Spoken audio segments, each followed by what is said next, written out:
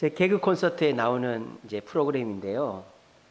이제 세 가지 큰 갈등이 있죠. 첫째는 남편, 그 할아버지 할머니 갈등. 할머니가 열등감이 있죠. 이제 둘째 분이라는 열등감이 있어가지고 2라는 숫자만 나오면은 경기를 하는 그런 집이고, 또 그 시누이하고 올케 사이에 갈등이 있죠. 그래서 그 며느리하고 시누이인가요? 그래서 시누이는 막 며느리를 공격하고 며느리는 되받아치고 기싸움을 합니다. 그리고 이제 아들하고 아버지하고 또 갈등이 있죠. 아버지는 아들이 자꾸 막 이렇게 쥐어 사니까 안타까운 거예요. 근데 이 아버지가 이제 거들어주면은 오히려 아들이 아버지한테 화를 내죠. 왜? 집에 가면 마누라한테 또 바가지 긁힌다고. 그러니까 사람이 자기 편한 사람한테 짜증을 내는 것 같아요. 그죠? 아들은 그래도 아버지가 편하니까 아버지한테 짜증을 내고 마누라한테는 꼼짝도 못하고. 여러분들이 볼 때 저 가정이 참 행복해 보이는 것 같습니까? 참 불행한 것 같습니까? 불행한 것 같죠? 근데 저 가정만 그러느냐? 우리의 가정도 그렇다. 또 우리 교회도 그렇다라는 겁니다. 저 가정이 왜 저런가? 부모의 권위가 떨어져서 그런 거죠. 아버지의 권위가 없으니까. 할머니도 할아버지를 무시하고 자식들도 아버지를 무시하니까 집안이 시끄러운 거죠. 부모의 권위가 떨어지니까 그런 거예요. 둘째는 서로 존중하지 않으니까 그런 거죠. 부모도 이제 남편도 아내를 존중해야 되고, 또 부모도 자식을 존중해야 되는데 서로 존중하지 않고 그냥 서로 이겨먹으려고 하니까 가정이 시끄러운 거죠. 그리고 서로가 단점이 있죠. 단점이 없는 집이 어디가 있겠습니까?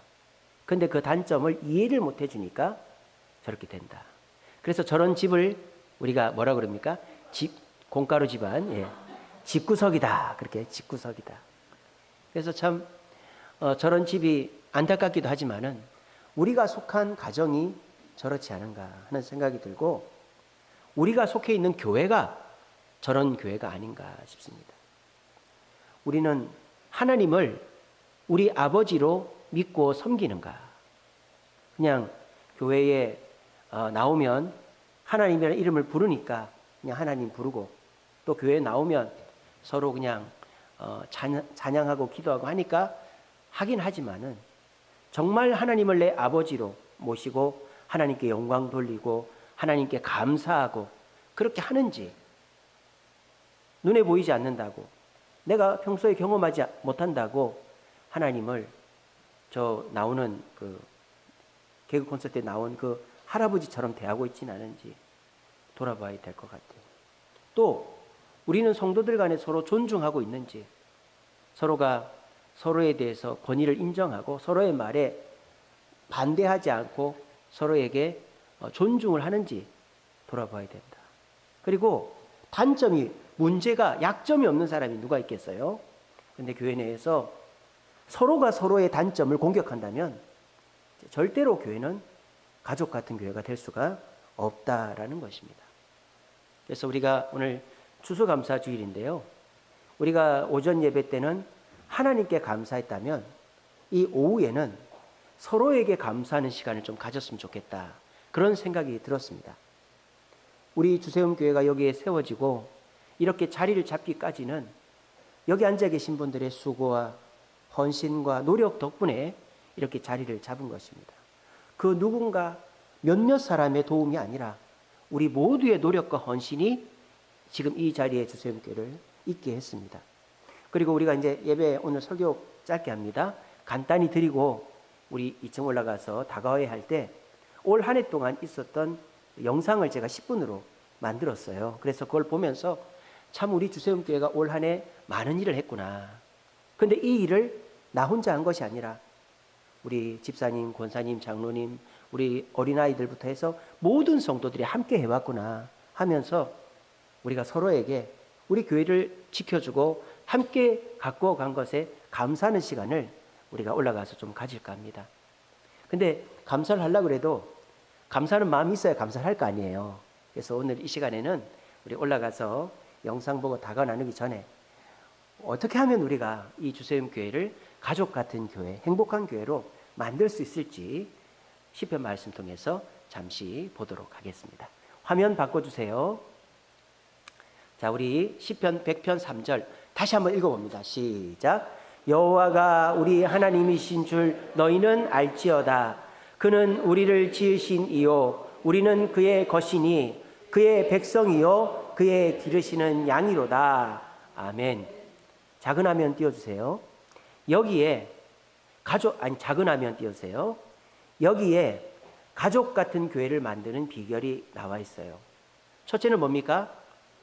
우리 하나님이 우리의 주인이다라는 것이죠. 우리는 하나님의 것이다라는 거예요.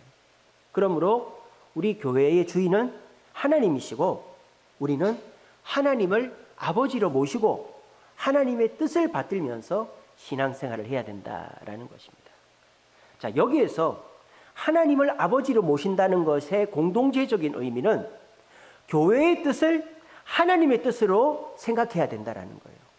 여러분들이 개별적으로 개인 대 개인에서 하나님을 진정한 아버지로 또 내가 존경하는 분으로 모시고 있을 거예요. 여러분들이 개인적으로는 하나님 나의 아버지고 나의 구원자고 하나님 뜻대로 살겠습니다. 그런데 교회에 와서 교회의 결정이나 권위나 교회의 뜻 앞에서 그것이 하나님의 뜻이라고 생각하며 순종하는가 하는 거예요. 오늘날 그렇지 못한 교회들이 많다라는 것입니다. 그럼 어떻게 될까요? 내가 믿고 따르는 하나님의 뜻이 있고 다른 사람이 믿고 따르는 하나님의 뜻이 있는 거예요. 그러면 서로 부딪히면 서로가 하나가 되지를 못하는 것이죠. 근데 사실은 내가 믿고 따르는 하나님의 그 뜻이 하나님의 뜻이라기보다 내 생각일 경우가 많죠. 교회 내에서 갈등이 일어나는 경우들이 보면 대부분 그래요. 내가 믿는 하나님이 이렇게 하라고 그랬다. 상대방은 아니다. 내가 믿는 하나님은 이렇게 하라고 그랬다. 각자 하나님을 파는 거죠. 그렇게 해서 싸우다 보면 집구석이 되고 콩가루 집안이 된다라는 것입니다. 교회는 한 하나님의 뜻에 마음을 합해야만 행복한 교회가 될 수가 있습니다. 그러면 한 하나님의 뜻은 어디서 나올까요? 바로 여기서 나오는 것이죠. 강단에서 나오는 것이죠. 강단에서 선포되어지는 말씀을 하나님의 뜻으로 내 생각과 달라도 받아들여야 되는 것이죠. 또 좀 더 직접적으로 말하면 교회 당회가 있죠. 목사와 장로가 구성되어서 회의하고 결정하는 당회가 있죠. 당회의 뜻에 순종해야 그 교회는 하나님의 뜻에 순종하는 교회다. 물론 저나 우리 장로님이나 여러분들 보기에 뜻이 다를 수도 있고 좀 부족할 수도 있겠죠. 그럴 경우는 어떻게 될까요? 목사님 뜻이 잘못됐다. 당회의 뜻이 잘못됐다. 그렇게 지적하는 게 아니라 시간이 지나고 난 다음에 그 문제를 따져야지 그 자리에서 직접적으로 그런 문제들을 거론하고 하면 아까 말한 집구석 콩가루 집안 같은 교회가 된다라는 것입니다. 교회는 하나님의 뜻의 중심에서 하나로 똘똘 뭉쳐야 됩니다. 근데 그 하나님의 뜻을 내 생각으로 막 이렇게 내 생각으로 정해놓으려고 그러면 교회는 절대 하나가 될 수가 없습니다. 여러분 기억하십시오. 하나님은 우리 아버지 되십니다. 우리 아버지 되신다 그랬어요. 내 아버지도 되시고 우리 교회의 아버지가 되십니다. 그래서 우리는 그 하나님을 아버지로 모시고 찬양하고 또 하나님 뜻 가운데 순종하고 하는 것이죠. 근데 그 하나님의 뜻은 내 뜻이 하나님 뜻이 아니라 강단에서 선포되어지는 말씀이 하나님의 뜻이고 우리 교회 당회가 결정하는 그것이 하나님의 뜻이다 라고 생각하시고 그 뜻에 어린아이, 어른, 할아버지, 노년 상관없이 모두가 순종함으로 하나님께 순종하여 행복한 교회를 만드는 저와 여러분 되시기를 간절히 바랍니다. 두 번째로 저기 뭐라고 그랬습니까? 우리는 그의 백성이다 그랬습니다. 그러니까 목사도 하나님의 백성이고 장로도 권사도 안수집사도 우리 성도님들도 다 하나님의 백성이라는 거예요. 목사라고 해서 무슨 백성들보다 직급이 높고 일반 아이들이라고 해서 직급이 낮고 이런 게 아니라 모두 똑같은 위치라는 거예요. 저도 장로님도 권사님도 집사님도 여러분들도 다 똑같은 위치에 있다는 거예요. 뭐만 다른 거예요? 역할만 다른 것입니다. 저는 목사의 역할, 설교하는 역할을 하는 것이고, 우리 구역장은 구역장의 역할, 식사봉사의 역할, 또 안내는 안내의 역할, 반주자는 반주자의 역할을 하는 거지, 제가 반주자보다 높고, 뭐 식사봉사하는 사람, 청소하는 사람들이 장로님보다 낮고, 이런 거 아닙니다. 교회는 모든 성도가 같은, 높고 낮음이 없이 서로가 신분적으로 같은 위치에 있다라는 거예요. 그럼 어떻게 돼요? 서로 존중해야 된다는 것입니다. 서로가 서로를, 저 사람이 나보다 높고 나보다 낮고 그런 게 아니죠.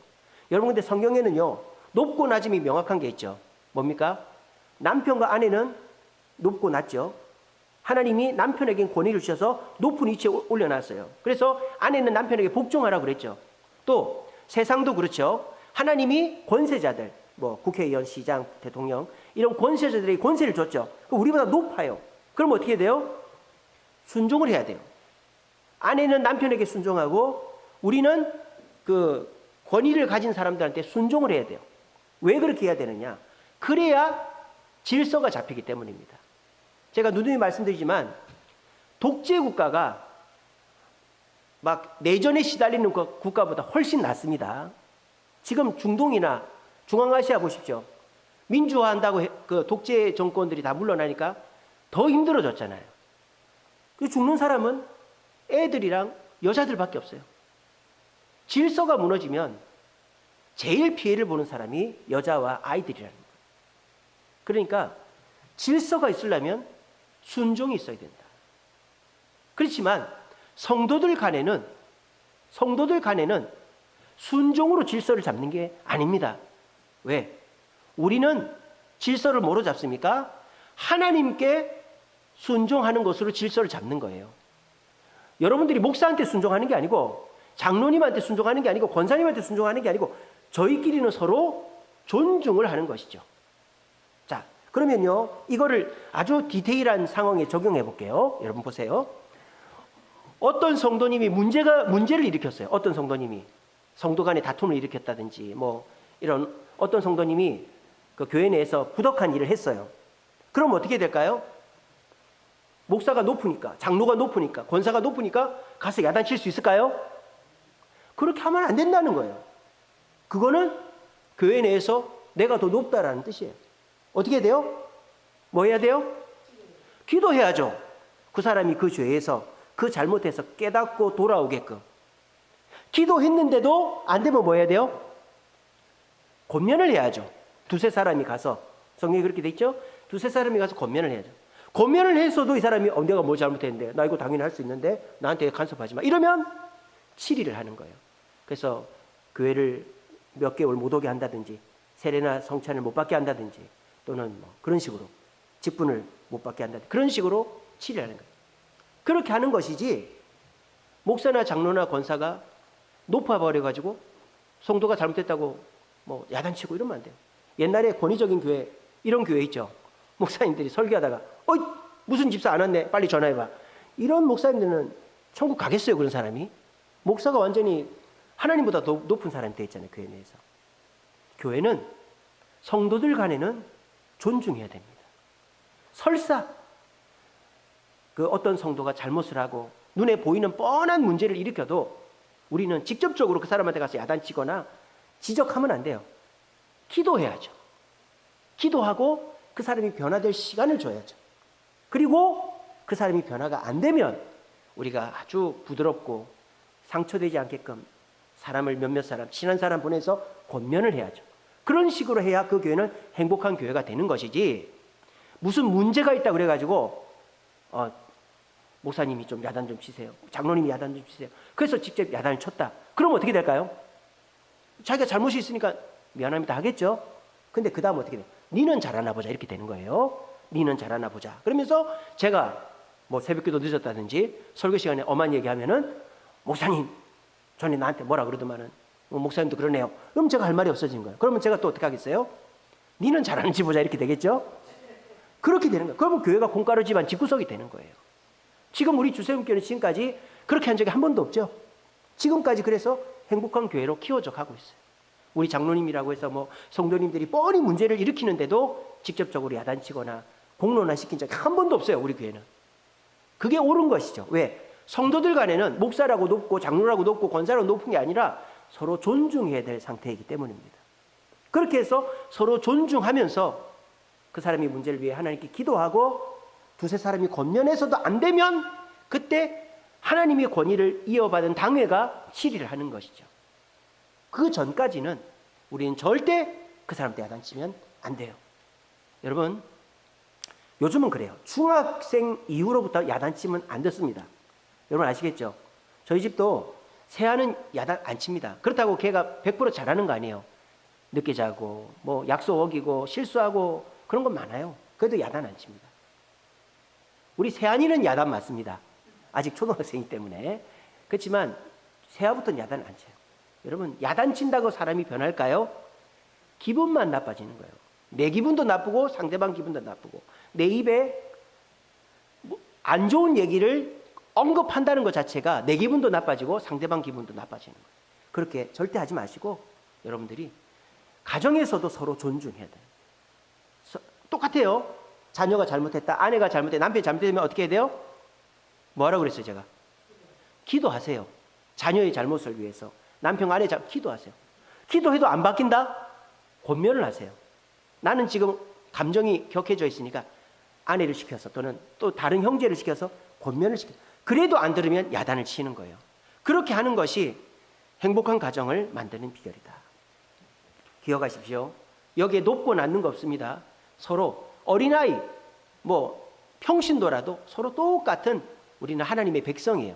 그러므로 서로 야단치고 함부로 대하지 말고 서로 존중함으로 행복한 교회를 만들어가는 저와 여러분 되시기를 간절히 바랍니다. 마지막입니다. 그리고 우리는 또 뭐라고 그랬습니까? 우리는 그의 기르시는 양이로다 그랬어요. 여러분, 양은 어떤 존재입니까? 양은 눈이 그렇게 좋지가 않죠. 멀리 보지를 못해요. 그래서 돌부리에 잘 걸려 넘어집니다. 그리고 양은요, 공격성이 강해요. 쉽게 말하면 아주 짜증이 많은 동물이 양입니다. 그래서 사람도 막 들이받습니다. 양이 자기들끼리도 막 들이받고 말이죠. 양은 굉장히 공격적입니다. 그리고 그렇게 공격적이면서도 양은 혼자 살 수가 없어요. 양은요, 다리가 짧아가지고 이제 잘 넘어집니다. 그리고 털이 이렇게 막 나면요, 1년에 한 번씩은 털을 깎아줘야 양이 살지, 안 그러면 그 털에 파묻혀가지고 죽을 수도 있어요. 우리는 양이라 그랬어요. 여러분, 우리는 멀리 내다보지를 못하죠. 제가 지난 금요일에 그런 얘기했습니다.